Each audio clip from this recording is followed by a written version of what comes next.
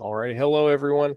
Welcome to our lessons in Tanya class, Hasidus for non-Jews, where we basically gear Hasidus. We just learn Hasidus and we try and pick up on things that are related to non-Jews in some way, and we talk about it. And we're currently in lessons in Tanya, which is commentary on the Tanya, and we're in the first part of the Tanya called Likutei Amarim. Likutei Amarim, which is the first section, and we are in chapter 38. We are in some hot and heavy stuff. This is not easy. The Alter Rebbe has really changed the way he's wrote the last, I don't know, maybe two or three chapters. And starting to get deep, and he's not doing his usually recursive teaching. He's starting to bring it all together, and it's hard for me, quite honestly, but we'll try and get through it. So just keep on plugging along. It's one of the things you just got to plow through, and God willing, if you don't understand it this time around, maybe next year or the next time you come across it. Or a lot of times I find is that I'll remember it. I won't maybe fully understand it, and I'll learn some more Hasidus, and then it'll all kind of come together, and I'll revisit it, and I'm like, oh yeah, okay. So we're talking about performance of mitzvot. We're talking about kavana, which is the intent, and we're talking about the action of doing the actual mitzvah, and how it's better to have kavana with the action, and what the difference is, and also the contraction of this light that comes from the Or Ein Sof, the Ein Sof light, and these contractions, and there's two different ways that the light is augmented. One is through a contraction, and one is through actual like a transition, like putting a cover over a light, a colored cover over a light. It changes the composition of the light, whereas something like a contraction would be having many rooms in a house where there's sequential rooms, and one of the rooms at the very end has a light, and the light shines through all the, for instance, all the doorways of the rooms. And so you have light shining through the doorway of one into another room, and it diminishes the light a little bit. And then the other light gets contracted, and then diminishes the light that's in the next room, and on until the very last room only sees just a little bit of that light. Um,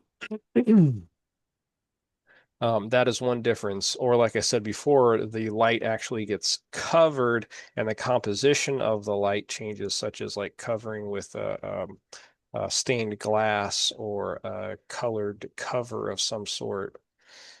Um, okay, so having said that, let's try and get through this together. In the performance of a mitzvah, this illumination is in a state of contraction.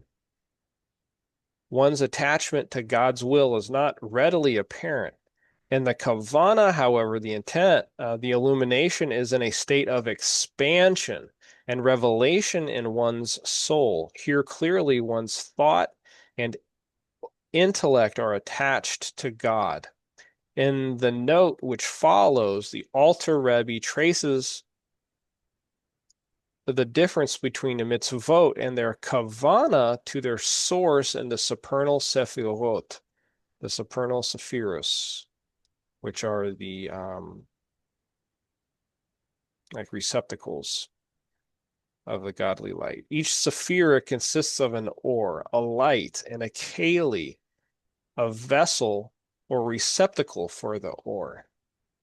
So a sephira has a light and it's got a keli. The kalim of the sephirot have a well-defined character.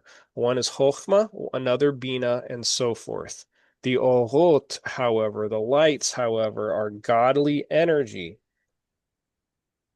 simple in the sense that they are devoid of definition, unlimited, and not restricted to any specific character.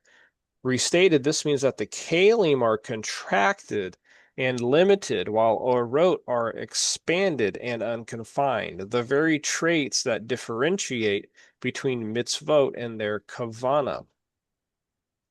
It is also so explained in Eitz Chaim that kavana in mitzvot and in Torah study is on the level of light, while the body, i.e., performance of the mitzvot, is the level and category of vessels.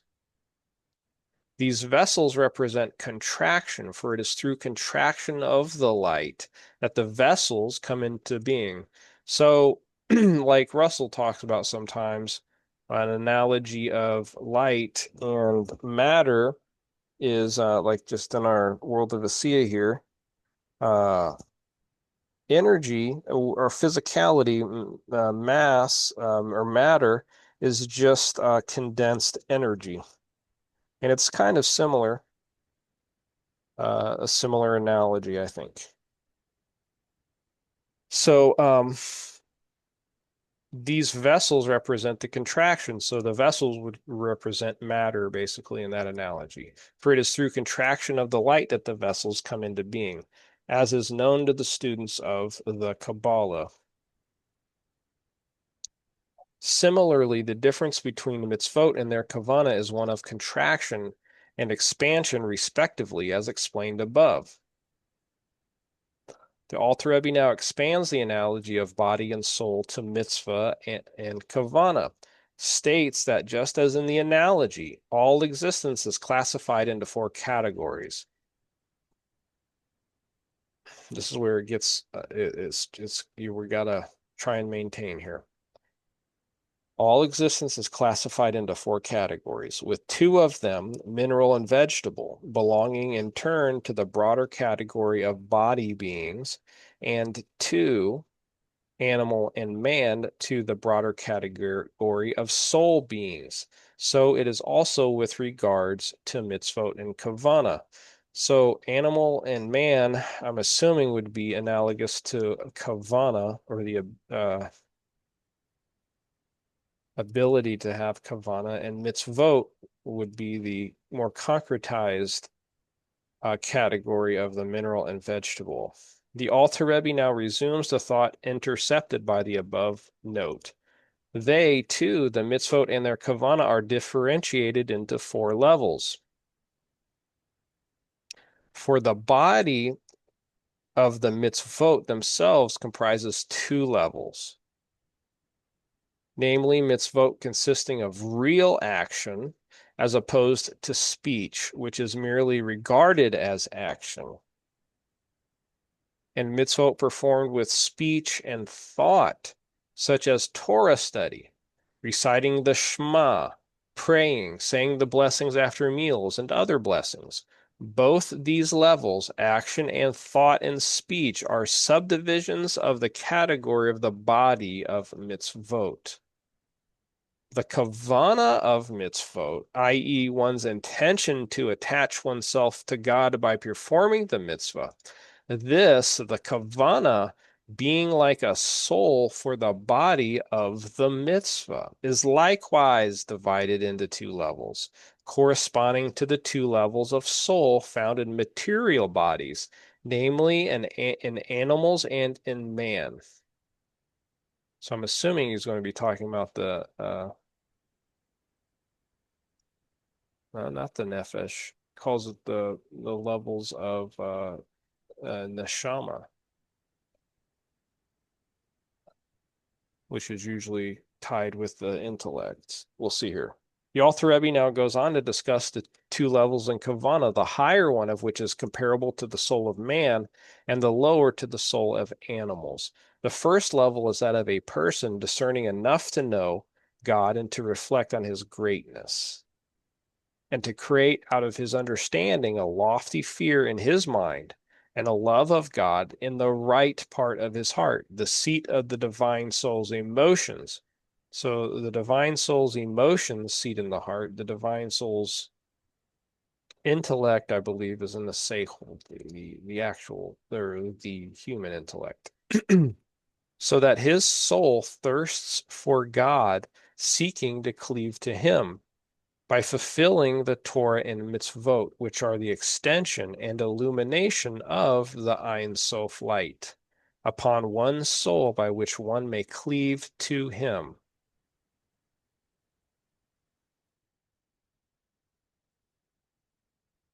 In other words, this person's desire to cleave to God through the only means of doing so, for instance, Torah and mitzvot, stems from a love and awe of God created by intellectual appreciation of his greatness. His kavana in mitzvot, i.e., his desire to cleave to God through mitzvot, thus has an intellectual basis as opposed to a natural, emotional love. It's an intellectual love by contemplating in the mind about Hashem. When he studies Torah and fulfills the mitzvot, it is with this kavana. And likewise, when he prays and recites blessings, it is with this kavana of cleaving to God, whose greatness he has come to understand. Such kavana is analogous to the soul of a human being who possesses intelligence and freedom of choice and who speaks with wisdom. For such kavana is likewise based on intellect and choice. The second level of kavana is that of a person whose understanding is too limited to know and to reflect on the greatness of the blessed Ein Sof. So we're going to talk about the emotional part, the lower part, so as to create out of his understanding a revealed love in his heart, and also awe in his mind and dread of God in his heart. His level of understanding is inadequate to create a palpable spiritual emotion.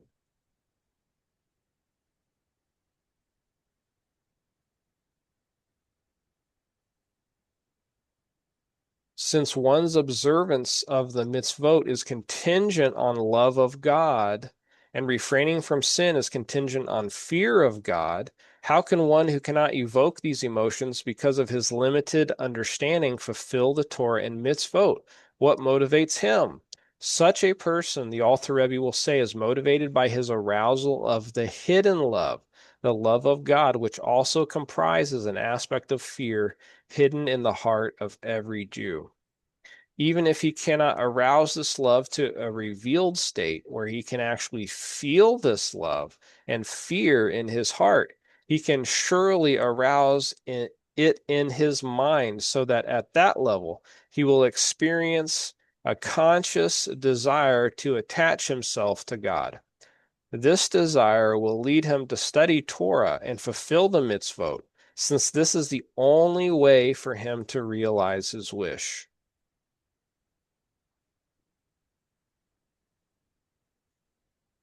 In this case, his kavana in Torah study and in mitzvot, i.e., his desire to cleave to God, is based on instinct, i.e., on the innate love of God found in his heart. This level of kavana therefore resembles the soul of an animal whose actions are instinctive, not rational.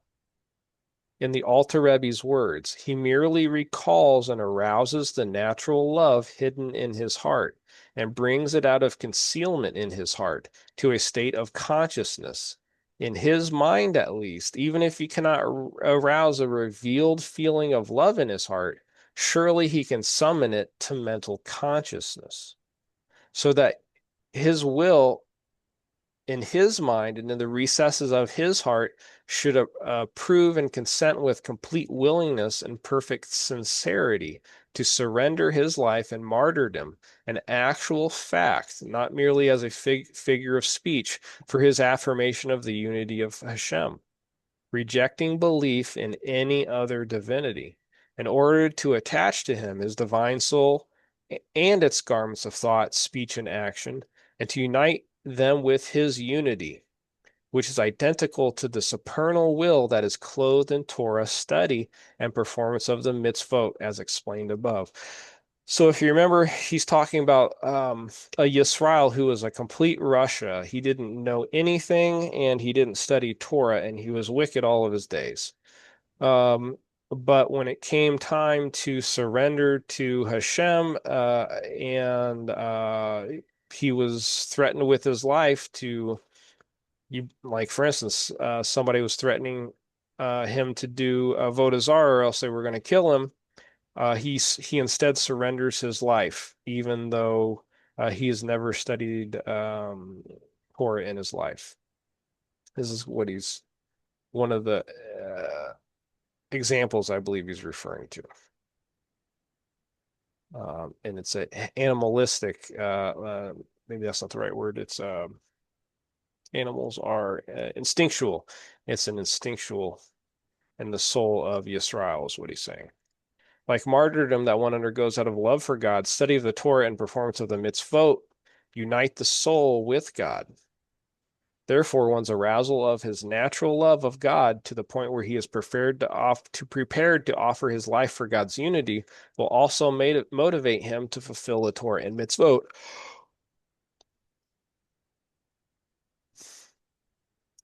This natural love also comprises fear of God, acceptance of his dominion so as not to rebel against him, God forbid, through sin.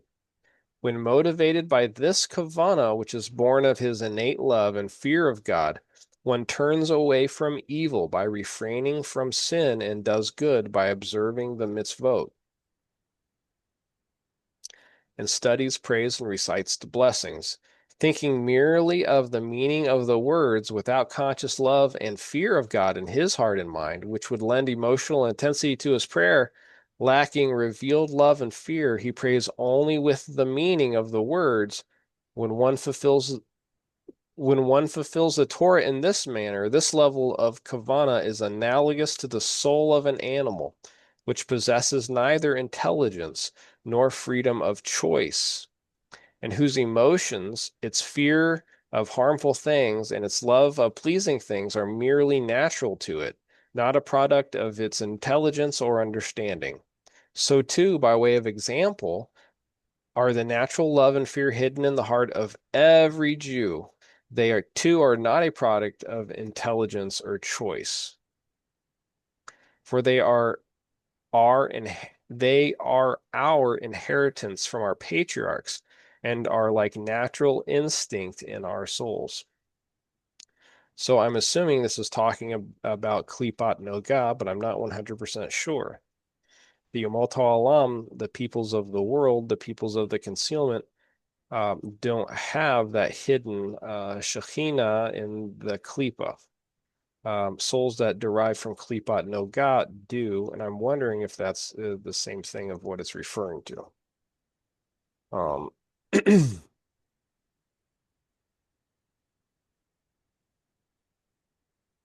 as mentioned above in chapter 18, the Alter Rebbe explains there that the patriarchs bequeathed to their descendants as an eternal inheritance a divine soul. So we weren't talking about the Nefesh Behemoths. It does say a divine soul with an intrinsic love and fear of God. Because this love is merely instinctive and natural, its function as motivation, kavana, for the fulfillment of Torah and mitzvot is likened to the soul of an animal. So it is probably not talking about klipat noga. It's probably talking about the nefesh elokis, which is literally a chelek of Hashem, a portion of Hashem. Um, so it is bequeathed as an inheritance, which would be the Torah and mitzvahs, interaction of the Torah and mitzvot. So I would then deduce that that's not talking about the nefesh behemoth of klipat noga, but rather the actual divine soul, the godly soul called the nefesh elokit. To summarize, both the performance and kavana of mitzvot are divided into two categories.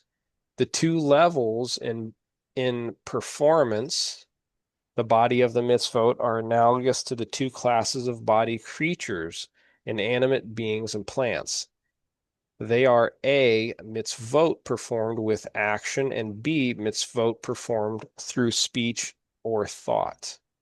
The two levels in kavana, the soul of the mitzvot, correspond to the two classes of soul creatures, animals, and man. They are kavana generated by one's intellectual contemplation of godliness, and B, kavana arising from one's natural love and fear of God. Okay. 9:30. Oh, we just finished chapter 38. I'm gonna stop recording. We're gonna